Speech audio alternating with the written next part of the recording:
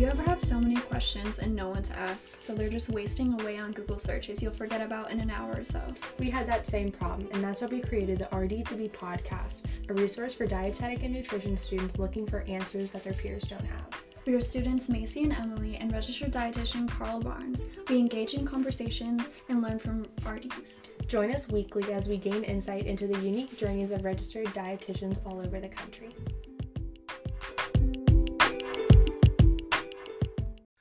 Welcome back to another week of the RD2BE podcast. I'm your registered dietitian host, Carl Barnes. This is a podcast that we started really as a reflection of myself and some peers and talking to some students of looking back on the path to becoming a dietitian and looking at the I wish I could have, and looking at, well, I wish I could have been exposed to more diversity of opportunity and really understanding just how wild of a profession and how wide the opportunities are. So every week we sit down with a different dietitian and talk about their path to becoming an RD, the uniqueness of their job, and just their insight for you all as RD2Bs. So this week we're joined by Danny Blackwell. I'm going to let you introduce yourself a little bit more. I think you're our first long-term care dietitian. So thanks so much for being here and take it away. All right, thanks. I am Danny Blackwell, and I'm been a dietitian for a little over a year now. I think I passed my exam just before Thanksgiving happened and pre-COVID. So I think that was 2019. And I ended up moving to Florida for a short period of time. And that's when I founded Nutritious Lifestyles, the company I currently work for. We're a consulting company with long-term care. And they asked me if I would be comfortable moving to Houston as a relocation, and I said yes. Here I am, still with Nutritious Lifestyles. Awesome. Great. Thank you so much, Jenny. We're so happy to have you today. As always, I am your RD2BE from University of Maryland, College Park. So what made you want to become a registered dietitian? It started when I was just a kid. I was just raised naturally on just eating healthier foods. My mom always put fruits and vegetables on my plate.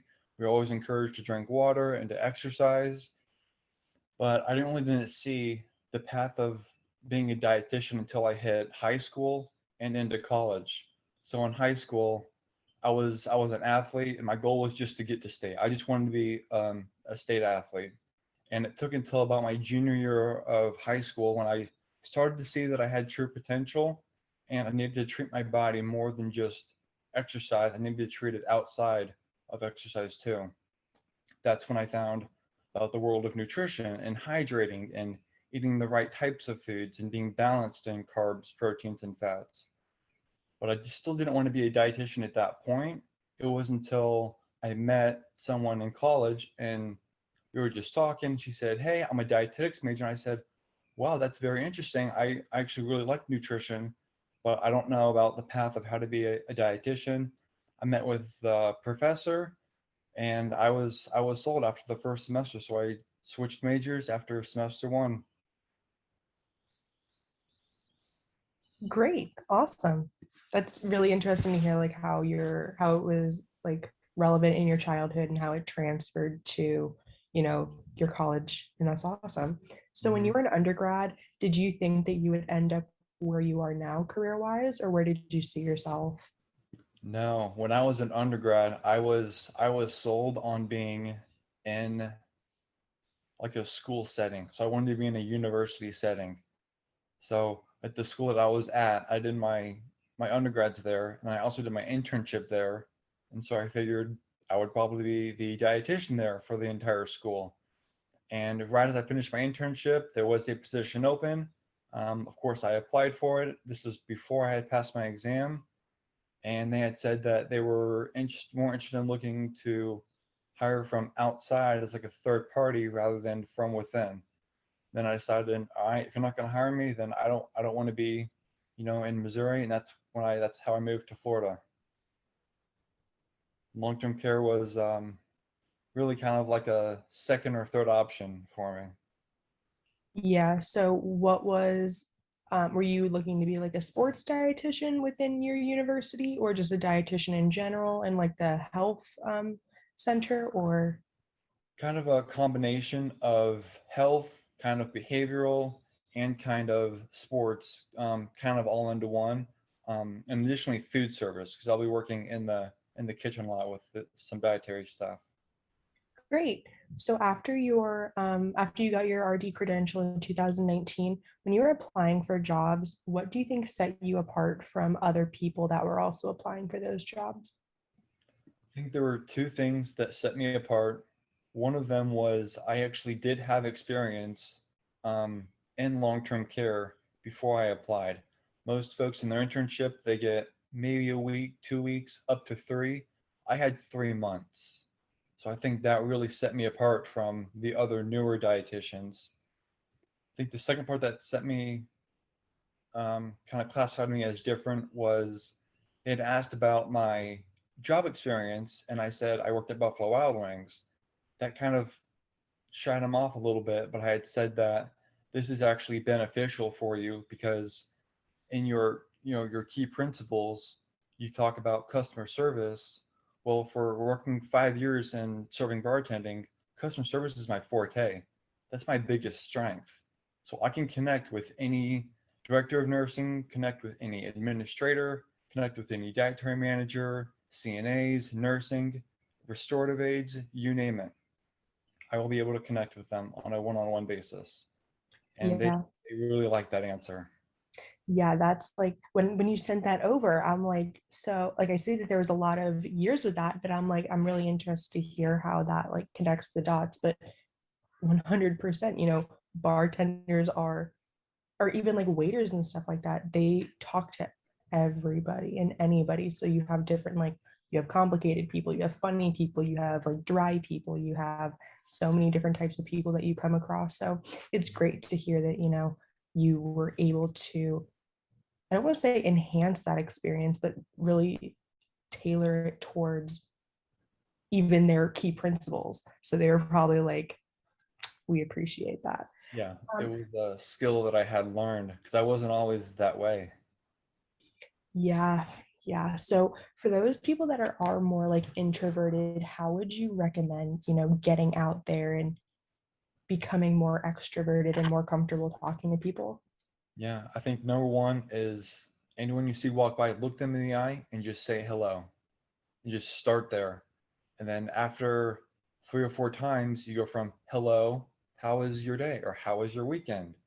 Or did you watch the Astros game yesterday? And if they say no, then say, okay, great, and just move on. I mean, just start with hello, and then your brain just kind of comes up with new, icebreakers, and you end up expanding to a 5 minute conversation with someone you've never met before. And it's kind of crazy how it starts. Yeah, it's like those elevator conversations. You go in and then you're like, this is awkward. Hey, how are you? I Yeah. do that with people in my elevator all the time. I feel so The bad for them. flight is actually more awkward than starting saying hello to a complete stranger. Exactly, exactly. So you also mentioned that you had 3 years of long-term care. How did you, I think it said, yeah, 3 months of long-term care. How did you manage getting that long of a rotation? I was in a special location. And so there was a long-term care facility called Diversicare, and that the preceptor had been doing interviews, like mock interviews through my school, since my freshman year. So I had already known her for 4 years. Then when I found out that she was the preceptor for long-term care, I decided I wanted to extend all my food service and as much clinical as I can with her because I knew her so well, and then do the remaining at a hospital. And my internship director was okay with it. The preceptor was okay with it, and so that's how I got that experience. That's awesome. So I know you mentioned that, like, working at Buffalo Wild Wings, having that interpersonal experience really helped your dietetic career. But Mhm. what other skills, or do you think activities that you did or experiences you've had really made your career more successful? Volunteer experience. I would definitely suggest volunteer as many places as possible. I started at a short retirement home. It wasn't even like a skilled nursing. It was a small retirement home. I worked in activities. So I would just show up on like at like noon and just play games with the elderly, like card games. So that got me acclimated to that population. And then during college, I volunteered at a food bank to kind of introduce myself to more population. So you have to just expand your experiences in all forms and shapes. So you graduated from undergrad in 2017? Yes, December of 2017. Okay, December of 2017. Great. Yeah. So I know that you're like grandfathered into the master's. hmm Do you think you're eventually going to want to get one, or where do you sit with that? I don't see myself ever getting a master's. I think it's unfortunate that I don't want to, because if the payout was worth it, if I had seen that companies are willing to pay an extra $3 to $7 an hour for your master's, that would make me consider it. But if no one's requiring a master's, unless you're a teacher, or if you go into like deep research, I don't see a benefit of the additional education you get through research. That doesn't help me much in long-term care. It doesn't help me. Maybe it will in acute clinical care, maybe like the ICU, but I don't see it paying off, unfortunately. Do you think there are any credentials that you would want to pursue, or any additional credentials that you would want to pursue that could help you in lieu of getting a master's? Yeah, possibly. Mhm. At this moment, no, but I can see myself in 3 to 5 years. If an opportunity were to come up, then I may consider it strongly. Great. So, what do you enjoy most about your job at Nutritious Lifestyles? There's two parts I enjoy. I'd say one for sure would be the flexibility that I have as a consultant. And so most places you have a set time. You're in at 9, off at 5, in at 8, off at 4. You have a set schedule. I am able to kind of go in at 7 if I like. I can go in at 10 if I like, or I can go in at noon and stay until 4. So my hours fluctuate depending on the day. So if you're a morning person, you can go in at morning. If you're more of a night owl, you can go in more late morning towards the afternoon. And I absolutely love that. The second part is the reward you see from like an intervention that you put in place, and then you see the outcome is positive. So if you see a resident is trending weight loss, you can put in an intervention for them, and you see the weight loss is mitigated or that it's actually increased. And it just makes you smile knowing that the education you had, it worked, rather than someone else just putting in like a blank statement intervention and it maybe not working. So, do you do a lot of educational programs as a consultant? I do not actually. Most of what I do is reviewing over residents' charts and informations, running some audits, and making sure that the orders match what's in the tray card system, making sure that the orders match what the resident is actually receiving, that they have the right diet, the right textures, and so forth. How big is the facility that you work at, like beds and stuff like that? I have 6 different facilities actually, and I'm about to open up a seventh.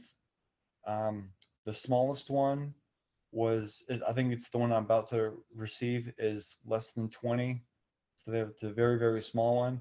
And I have Mhm. my big one is about 110 to 120. It kind of fluctuates. Oh, But wow. we're between 65 and 90. So, how have they been doing with COVID? Or how have you guys been doing with COVID? They took a huge hit. So most of them were between 90 and 120. Once COVID hit, they had to socially distance. And so they had to shut down one entire hall just to make for a COVID hall. So what would happen is it was one person per room instead of 2 people per room. And so that cut off at least one full hallway. Now that we're kind of towards the post COVID, we still have a similar hall, but they still have to socially distance. And so we still only have about 3/4, some even only like 60% of total capacity. So they're still trying to build up, and only the dining room and maybe half are open. So everyone is still eating in their rooms. So they've definitely taken an admissions hit, a census hit. Yeah, I'm sure. So how many RDs work at your facilities? At It's my like the one that you're working at. just one, just me. Oh, wow. So do you each have like different areas that you work in, or how does it look? It's all matched by location and by facility. So Hmm. the company Nutritious Lifestyles has contracts with long-term care facilities, and then they send me to each of those six or seven. And then that happens depending on the city. You could have three dietitians because you have 18 contracts. So 18 divided by three would be about six. Great. So what parts of the country is nutritious lifestyle, branched out to? The majority of us are in Florida and Texas. However, we have branched out to California. We've branched out to, I think it's like Illinois. We have some in South Carolina. We definitely have a few in Louisiana. And so we're definitely growing. I think we're in a total number of just under half of the United States now. We have at least one contract in at least half, I think. Wow, that's crazy. Yeah. So since you work at a long-term care facility, what kind of things do you try to prioritize with the population that you work with? I personally want to prioritize comfort. The last thing I want to do is put a 90-year-old lady on a very restrictive diet and make the last 5 to 10 years of her life miserable because she can't eat the foods that she wants to eat. And so the best I can do is try and just make sure that she's meeting her protein needs, and then anything after that, I'm gonna let her eat kind of whichever she likes. I mean, if she's having like edema in her legs, then we'll talk about maybe a fluid restriction and lower sodium.